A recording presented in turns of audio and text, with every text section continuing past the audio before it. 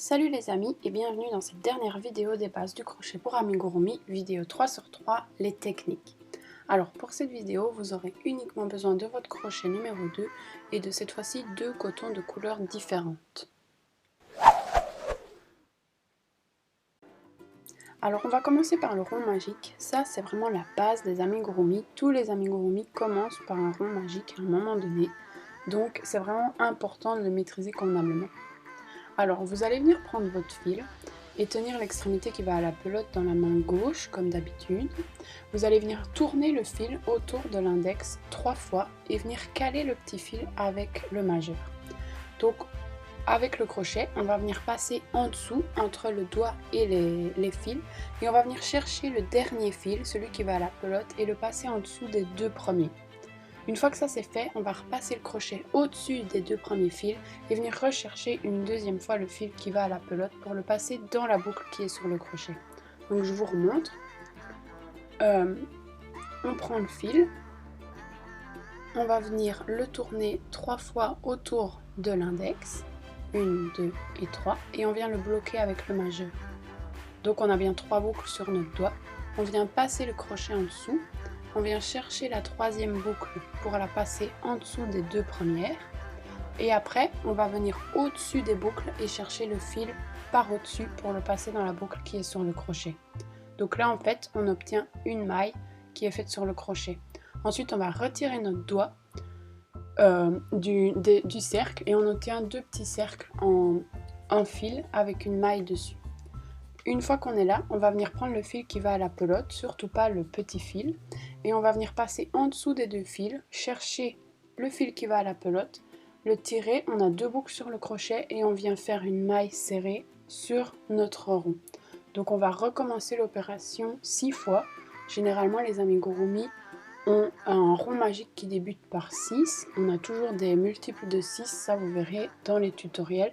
Vous pouvez faire n'importe quel nombre de mailles sur un rond magique. Ça changera juste si votre rond est à plat ou pas. Donc on voit qu'on fait plusieurs fois les mailles. Ici je vais les faire 6 fois. Ensuite je tire un peu sur le fil pour ne pas perdre ma maille. Donc on voit j'ai bien mes 6 petits V ici au-dessus.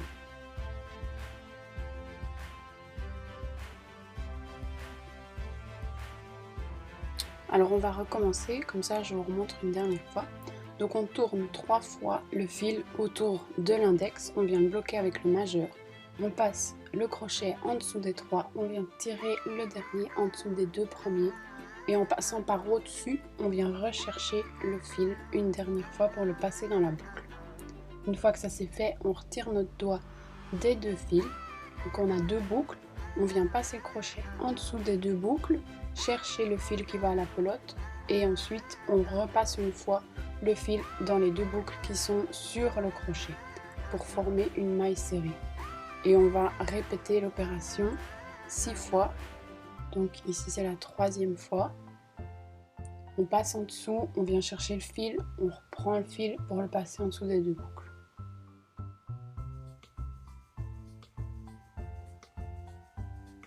Une fois que ça c'est fait, on va venir vérifier qu'on a bien nos 6 mailles. C'est important de vérifier parce que c'est con de s'en rendre compte après qu'on n'en a pas assez. On vient bien tenir les mailles et on va tirer sur le petit fil. Vous voyez, il y a une des deux boucles qui va se resserrer. Donc je vais venir chercher cette boucle là et je vais tirer pour fermer la première boucle en fait, celle d'après. Vous voyez, si je tire de l'autre côté, c'est mon petit fil qui va se raccourcir. Donc c'est pas ça que je veux que ce soit l'autre, celui qui est dans le cercle ici, qui se ferme. Donc je vais venir tirer du bon côté de cette boucle pour bien fermer mon cercle et ensuite je tire sur le petit fil pour venir finir de fermer le cercle convenablement. Et voilà, vous avez un rond magique de 6 mailles qui est terminé.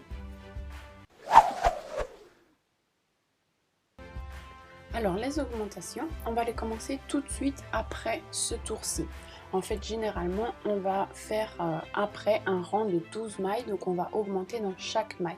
Donc en fait, pour faire une augmentation, on va venir faire une maille serrée dans la première maille comme d'habitude, donc on fait une maille normalement, et on va venir en faire une seconde dans cette même maille, celle où on vient de faire la maille serrée.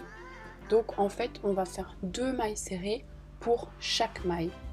Et en fait, dans l'amigurumi, vous allez avoir votre premier rang à 6 mailles, le deuxième à 12 mailles, le suivant à 18 mailles et on va continuer comme ça sur un multiple de 6 pour avoir un rond bien à plat. Selon le multiple que vous allez utiliser, un multiple de 3 ou un multiple de 12 par exemple, vous allez avoir une forme différente. Donc ça, ce sera dans les tutoriels à suivre. Donc généralement, on commence en faisant 6 et puis 12 et après ça varie selon le tuto. Donc je répète, pour faire une augmentation, on va venir faire une maille dans la maille suivante et on vient faire une seconde maille dans cette même maille. Et voilà, ici donc on a terminé, on a un rond de 12 mailles.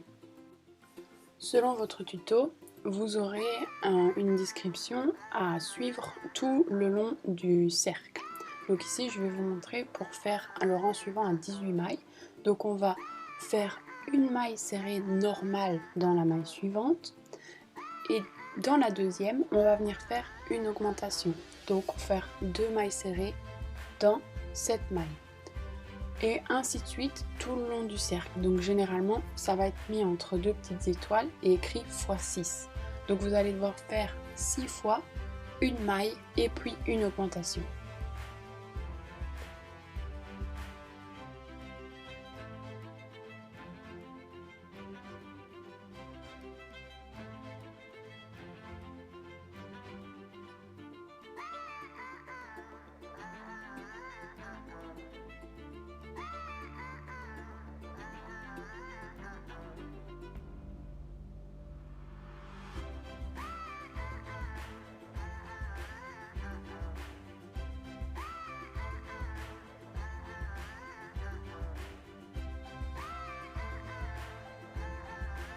Une fois qu'on est arrivé au bout, on peut voir qu'on finit sur une augmentation et donc on a commencé sur une maille serrée simple et donc on peut voir qu'on a en tout 18 mailles et du coup ça nous fait un petit rond bien à plat comme je vous ai expliqué car c'est un multiple de 6.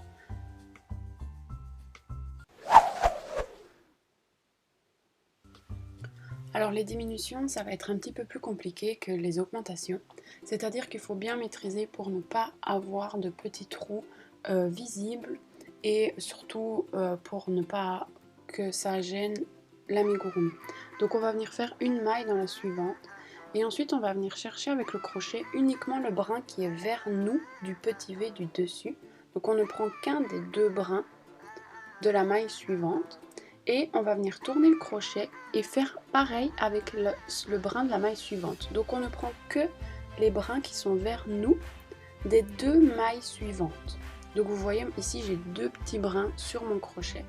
Je viens passer mon fil en dessous de ces deux petits brins et ensuite je viens fermer ma maille comme d'habitude. Donc là ça nous fera une diminution. Donc on peut voir qu'on a juste ici 3 mailles pour 4 en réalité du rang d'en dessous. Donc je vous remontre, on vient chercher le petit brin, puis on vient chercher celui de la maille d'à côté, on passe le fil en dessous et on ferme notre maille comme d'habitude.